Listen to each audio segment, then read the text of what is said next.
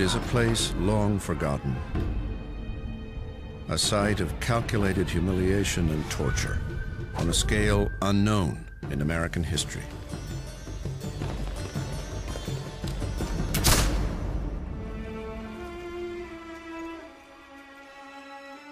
"6,000 dead, all victims of a systematic and carefully orchestrated policy of retribution ordered by the highest government authorities, are mute testimony to the worst of human nature." This place is a Union prisoner of war camp near Chicago, labeled by one observer as an extermination camp. What happened here resulted in an entire city being put in lockdown. This is an American nightmare, a forgotten place called Camp Douglas. I bet you think Chicago didn't play a big role in the Civil War. I mean, how could it? The South is hundreds of miles away, and there were no Confederates here, right? Wrong. Ladies and gentlemen, here's a little history on Camp Douglas, Chicago.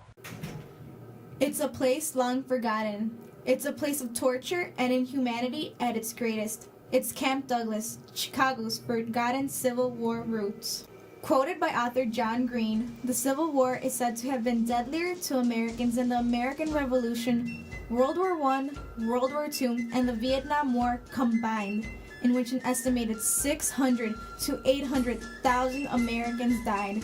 The Civil War began in the spring of 1861, in which the North, better known as the Union, fought the South, the Confederates. The Civil War was about the differences of opinions on slavery and preserving revolutionary ideals. Around the United States then, prison war camps started forming to handle what is estimated to have been 409,000 captured soldiers from both the Confederacy and the Union. Most of these prison war camps started off as training camps, but then were turned into these prisons. Location was a big factor. Most of the Confederate prisons were in the South, and most of the Union camps were located north. The most inhumane prison war camp was located in what is now known as the heart of the United States for its Midwest location in Chicago, Illinois. That camp was Camp Douglas. In 1861, Senator Stephen A. Douglas donated land south of the camps to the original University of Chicago. Illinois Governor Richard Yates assigned Judge Allen Fuller to select permanent location for the army camps that would be in Chicago. Unknowing of the damage that could occur due to its location, Judge Fuller selected a site 4 miles from downtown Chicago, a prairie-dominated site that was also near to Lake Michigan, in which he thought would provide water. The Illinois Central Railroad was nearby the site as well.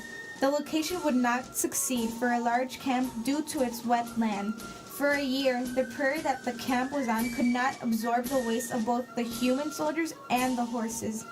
Each rainfall, the camp flooded, for there was no plumbing. Camp Douglas operated solely as a training camp for federal troops when 5,000 Confederate prisoners of war arrived unannounced and with no prior warning on February 22, 1862, at what is now 32nd Street and Cottage Grove Avenue on a cold winter day. Due to the lack of toilet, bathing, and feeding facilities, this led to a disaster that lasted through a cold spring. When the camp opened, only one water hydrant worked to serve the use of thousands. Until late 1862, there was no medical attention for needed Confederate prisoners, nor was there the needed bathrooms with working plumbing. General Henry Halleck had the responsibility to accommodate with the 8,000 to 9,000 prisoners who were sent unannounced in the winter. He did not consider the fact that the camp facility was too small to house all the prisoners that were sent unexpectedly. The Army brass in Washington failed to improve conditions due to animosity, stinginess, and bad weather. Uncle Sam at the time teetered on the edge of bankruptcy. He could not afford this war, and the prisoners of war had very low priority in federal funding. In a little over a month, 700 prisoners had died under Union control. Conditions were so immoral that many prisoners attempted to escape. Escapes were common, yet most did not succeed, for only 77 recorded soldiers were recorded to have been successful in escaping. Some escapes were aided by sympathizers in Chicago, and others were facilitated by the help of guards. Fires were used by the soldiers to aid their escape plan. On the contrary, all they did was destroy the camp. Nearly one-third of the camp was destroyed by their act. The generals were actually pleased by the blaze. The blaze killed off lice, in which would make the camp more suitable for living. Camp Douglas continued to be unsanitary and immoral through cold winters and unfriendly springs. With the surrender of the Confederate Army on April 9, 1865, former Confederate prisoners volunteered to enlist in the U.S. Army to join in the Indian warfare.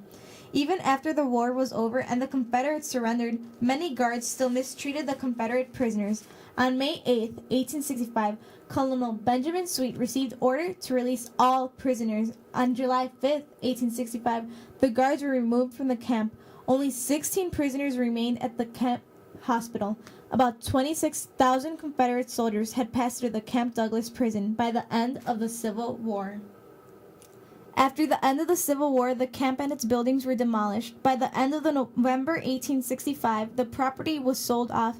The generals had the responsibility to protect the prisoners of war from malnourishment and mistreatment. The prisoners of war rights were taken away from them to the point that they were treated as animals.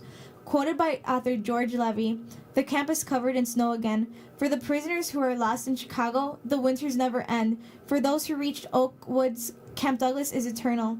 Chicagoans are unaware of their Civil War roots that helped shape the prosperous city for the better. In Oak Brook Cemetery, there is a memorial to honor the 6,000 soldiers who died, most of whom's families were never announced. Almost 6,000 nameless soldiers.